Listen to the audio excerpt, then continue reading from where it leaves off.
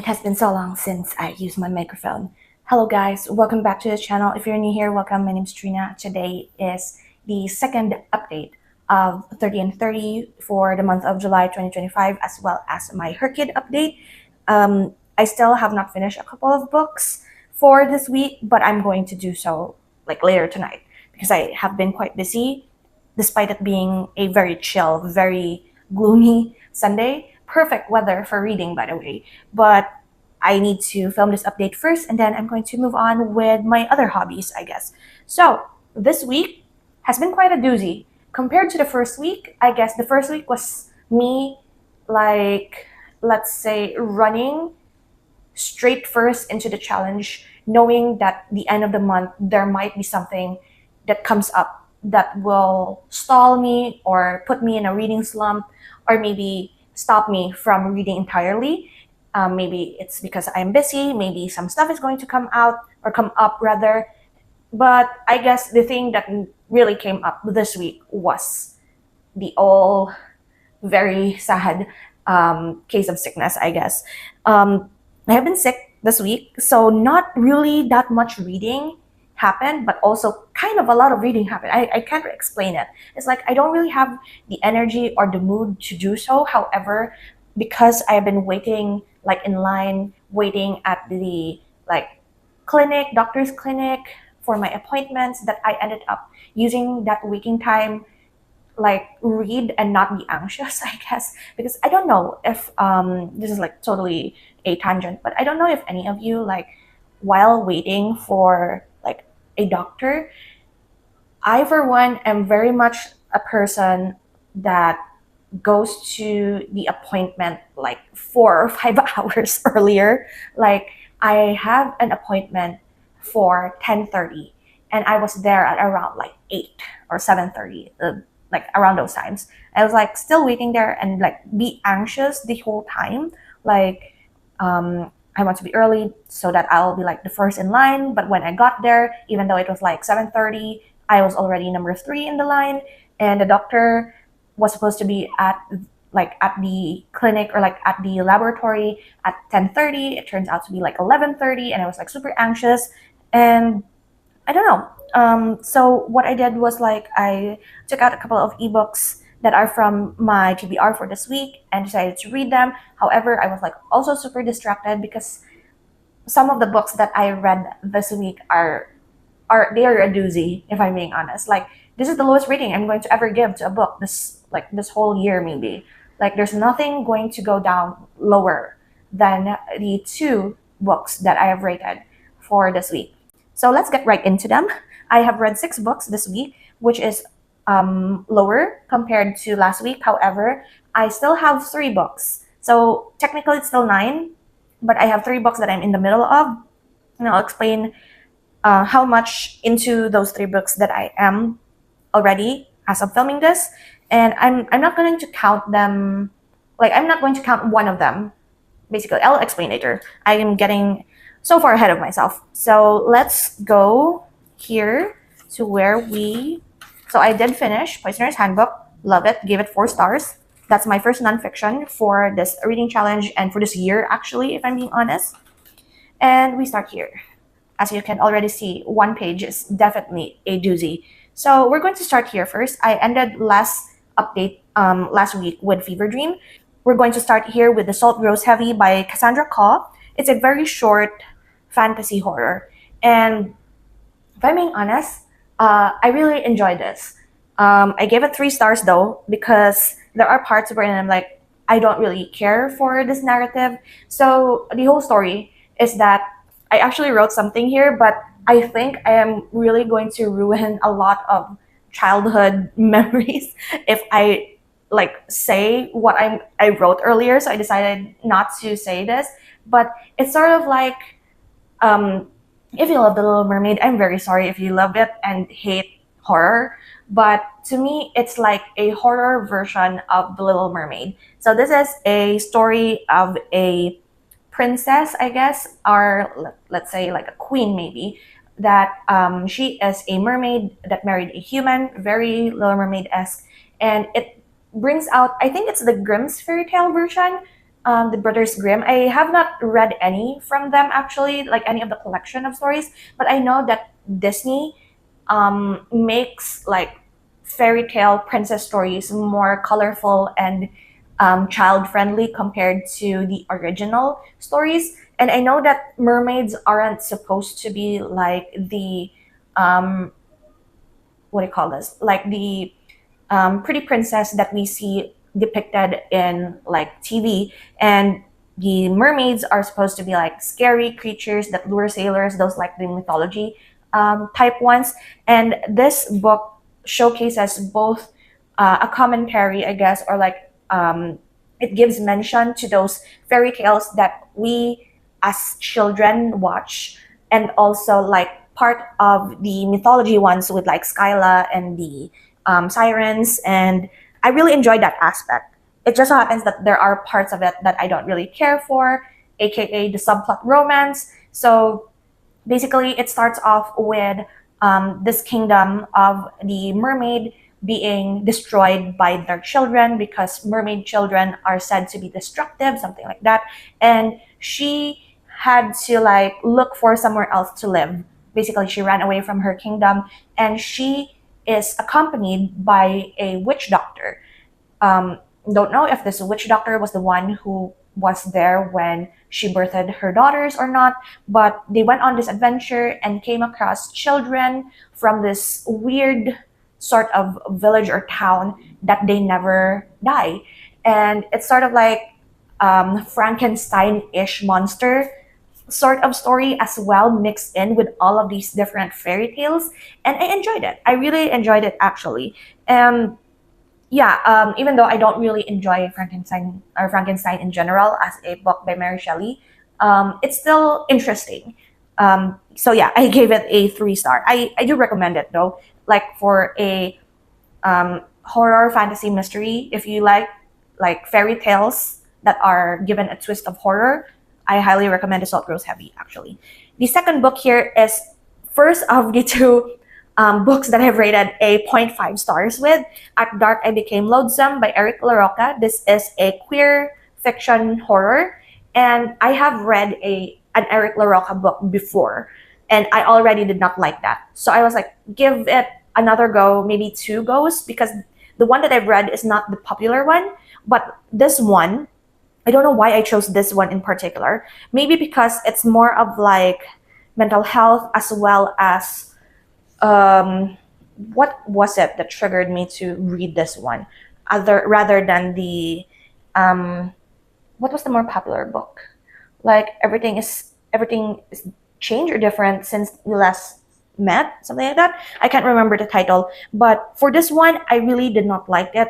One, so many trigger warnings, by the way, for this book, or like Eric LaRocca books in general. So I suggest, if you're interested in reading any of their queer horror fictions books, do read up all of the trigger warnings. This one is like a lot of self-exiting, um, sexual abuse, uh, like glorifying, I guess, self-exiting.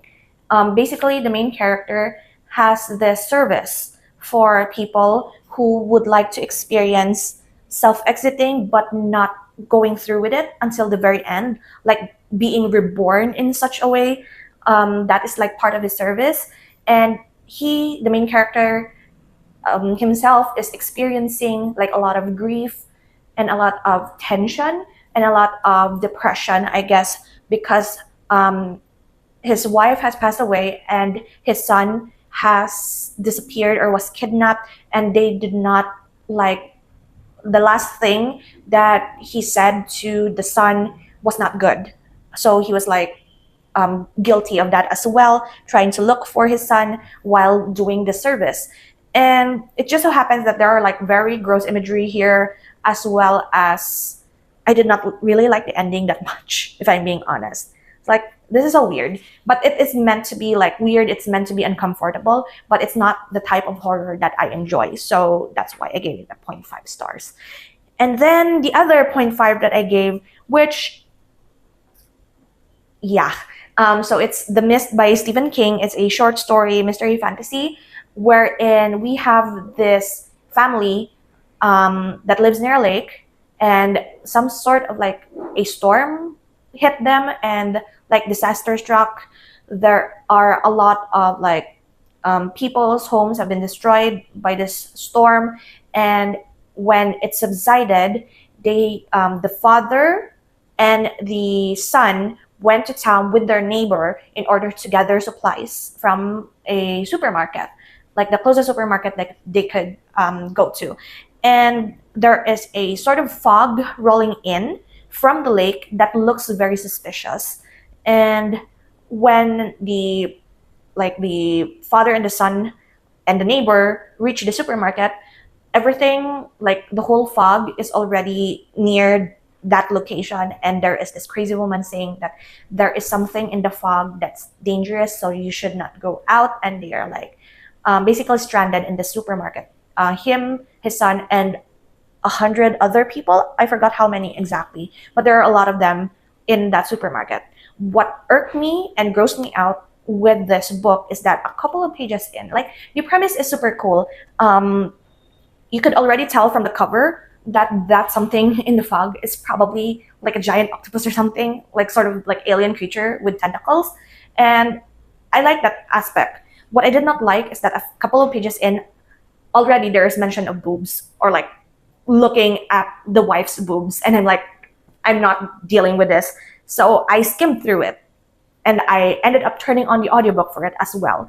And like it became like a noise in the background, because I really did not care for like what's going on in the supermarket or the mart or whatever anymore. I did not care for it. But as I was doing some other like projects, I was crocheting while I was listening to this, and I kid you not, I clocked into 3 more mentions of boobs and 1 mention of cheating. I hate it. I did not enjoy it at all. So that's why I gave it a 0.5. Then I should have DNF'd it at like the 3rd or 4th chapter, when I realized that I didn't care for it. But I wanted to see how it turned out with like the tentacles and such for the monster. Like, is there a big reveal of the monster? And when they went out into the fog finally, I will not spoil it for you if you're interested in reading it. There's a movie and TV show for this as well. So maybe you could like watch the movie instead of reading it. But there is another weird thing near the end that I was like, where did this come from? Like, is it just like there? And like, huh? So yeah, I did not have a good time. If I'm honest, I did not have a good time with that. The next one that we have here is one of the books that I have not finished yet. Cursed Bunny by Bora Chung. So this is a mystery horror collection of short stories. Now, I did pick out this book specifically so that I will put this book as part of the BPOC authors list for her kid.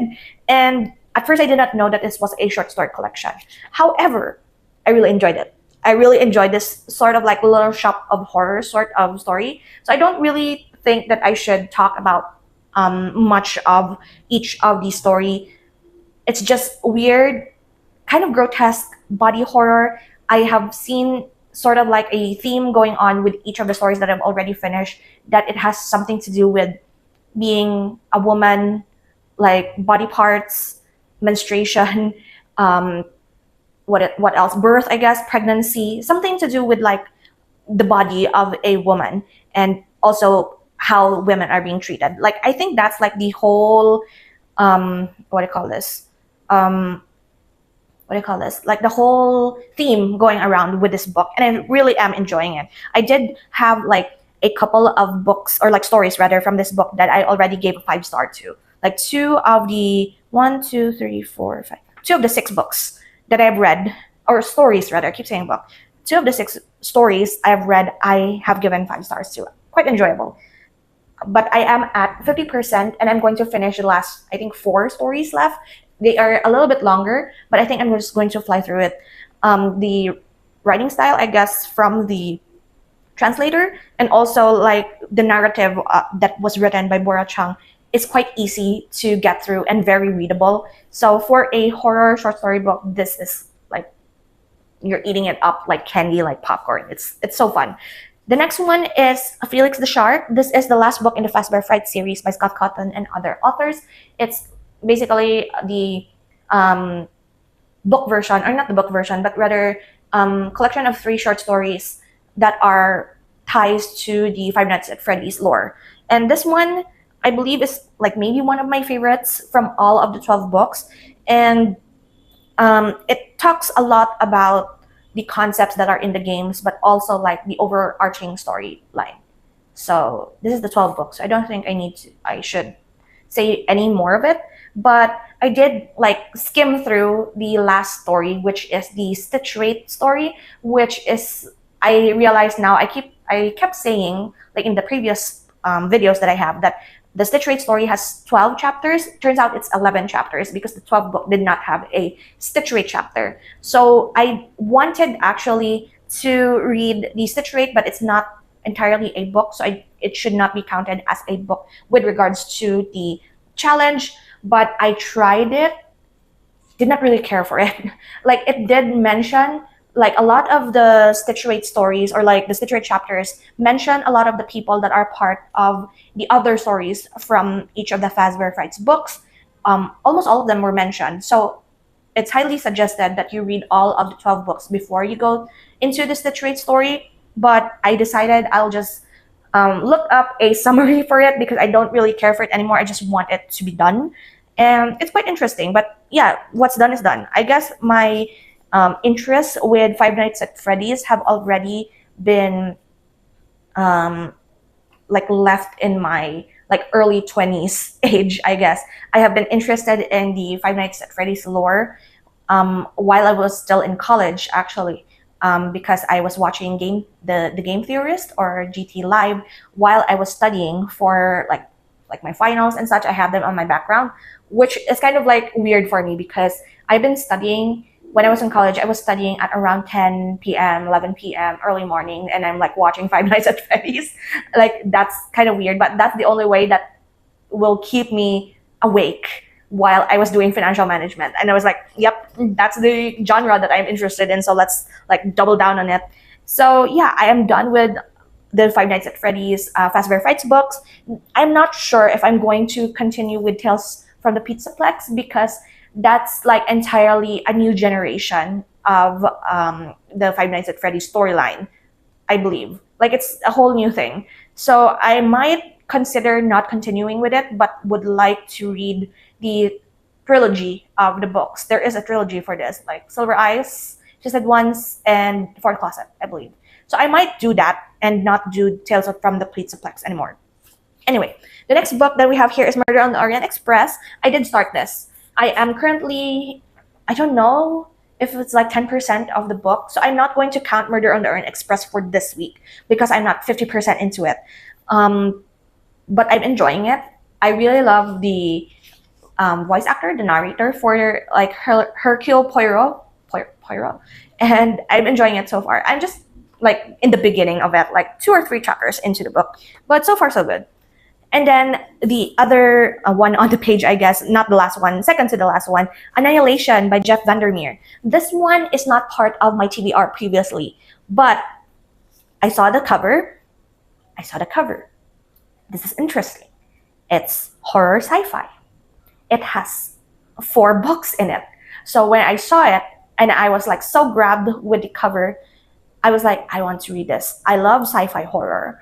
Like, my favorite like genre is probably sci-fi fantasy that is more leaning into like medical weirdness and like political, I guess. So what do you call this? Will of the Many, Red Rising, those types of books. And Annihilation reminds me so much of my other favorite, which is a manga called Hell's Paradise.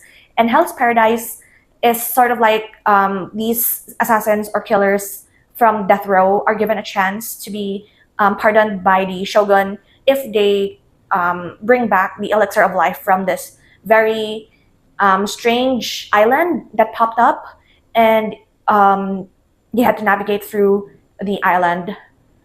And yeah, that island is like very much dangerous. And so in Annihilation, it's almost giving that similar vibes. So in this book, We follow our main character, who is a biologist. No name was mentioned. We're following the biologist and her three other companions, who were a anthropologist, a psychologist, and a surveyor. And the four of them went to Area X, wherein Area X is said to be like this place wherein, I guess I wrote here that it was uninhabited and like untouched by civilization, but actually it was touched by civilization in a way. There are some establishments there, but they were supposed to be like on this expedition in order to learn more about this area. And the thing was that if people, like, this was not the first expedition, this was the 12th expedition where the MC is part of. And when other people came home from this expedition, they were like changed.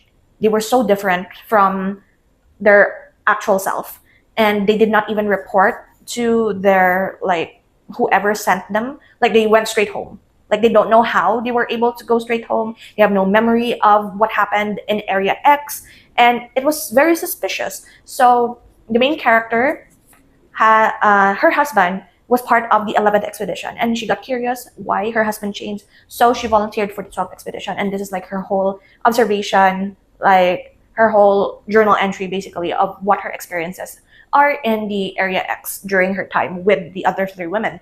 And this is a movie starring Natalie Portman, I believe. And I think I'm going to watch this movie later. If I'm being honest, for me, it's very interesting. It's very scary in a way, but also very interesting to go on this, like, area that, it's already dangerous, and you're in an expedition with other strangers who you don't know what the motives are, and you see a bunch of fauna and flora that are like should be there but should also not be there situation.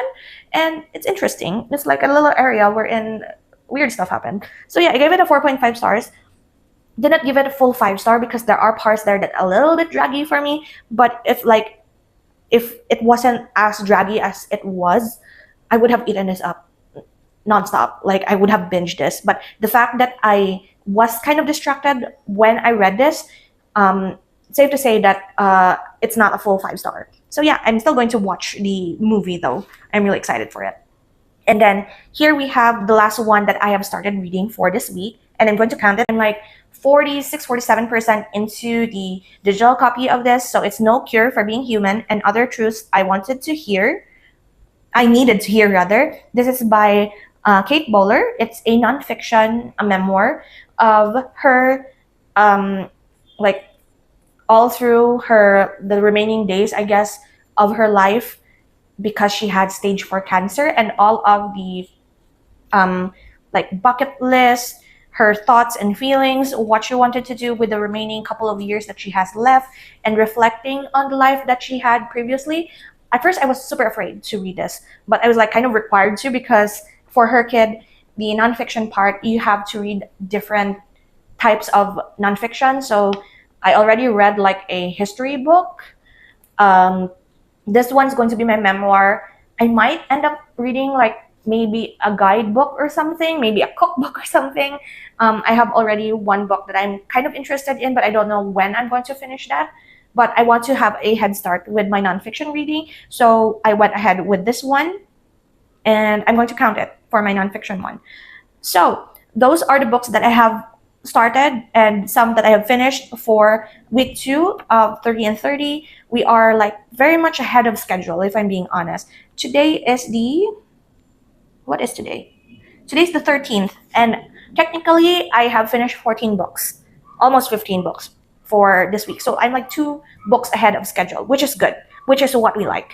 And I'm going to go through all of the books that I have for my Her Kid prompts. I'm going to, as always, put the digital of, what do I call this? The digital that I made, graphics, that's the term. The graphics that I made for Her Kid, I will update. So I have here for my series tracker or series staircase for 4+, I'm going to put Annihilation. So this is the Southern Reach series. So they have 4 books: Annihilation, Authority. I forgot the other 2 title. I know there's Absolution, I guess, and I forgot the other one. But I know that there are 4 books, 4 very interesting covers. But yeah, I'm actually looking forward to reading the whole series, if I'm being honest. The next one is for Felix the Shark. I'm going to put it in 2021 for the last 10 years. This technically is supposed to be 11 years, but I'm going to include the last year, whatever it is, on the other when I get there, basically, because I only put 10 years in the graphic. The next one here is adaptation. So we have The Mist for TV show or TV series and Annihilation for the movie. I wanted so bad to put Annihilation in my horror sci-fi or like horror subgenre category, but there are still 4 books left in the series that I could put it there, and Annihilation happens to have a movie, so we're going to go with that. The next one here we have is, oh my god, we have here is creatures. So I put The Salt Grows Heavy on the undead category because there are like a couple of characters here that have been that have passed but was brought back to life like a couple times. And I wanted to put this in merfolk because the main character is a mermaid. However, there's not a lot of undead sort of like zombie books that I am interested in reading, but there is one book that is coming up next week in my TBR that has merfolk in it. So I rather just include this one in undead and then that for merfolk. So yeah, that's why. And then the other one is for the first entry for the queer alphabet. I have here bisexual, pansexual. At dark I became loathsome because our main character is bisexual. And then for BIPOC, I have here 2 entries, The Salt Grows Heavy for one, and then Cursed Bunny for the second one. So I don't know where else I'm going to put Cursed Bunny, if I'm being honest. I wanted to put it in House Pets, if I'm being honest. I want to put in House Pets as well as The Mist in Zoo Animals. But if I'm like, I don't want to put like The Mist in there because I am so weirded out by the creature.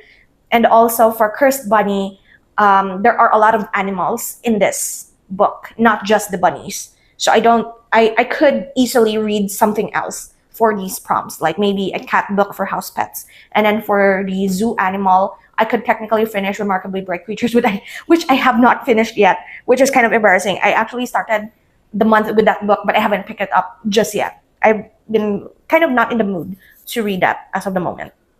And then I have nonfiction, No Cure for Being Human as a memoir, and also for Buzzwordathon, which is we're going to join in a yearly readathon by another creator. So I chose Buzzwordathon, the word part, by Books and Lala, and I also put No Cure. I don't have a graphic for it. I have not downloaded the photo from Kayla yet, but I'm going to put it here. Truths and lie, like specifically the word truth and lie in the title. So No Cure for Being Human and other truths I needed to hear. So yeah, those are the books that are in their specific categories for this week. And now I'm going to quickly run through my TBR for next week. I will be reading again one classic from the list, and I chose Epic of Gilgamesh for this one. Technically, I have not finished my classic for the week yet, but I'm going to go through it. I'm going to speed run it later once I do more crocheting. But for next week, it's Epic of Gilgamesh. The Deep, which is the one that I have like as a contender for Merfolk. The Empress of Salt and Fortune, which also has like a bunny on the cover. So I don't know if it's something to do with bunnies again. The Butcher of the Forest, Cursed Bread, and Your Shadow Half Remains. So I only chose 1, 2, 3, 4, 5, 6 more books for this week, or the next week rather, because I'm still going through 2 others. Like I'm carrying over 2 others towards the next week. And so that is it. Thank you so much for hanging out with me today. I hope you enjoy. If you have read any of the books that I have mentioned in today's update, do leave them down in the comments what you think. If you agree, if you disagree, let's talk about it.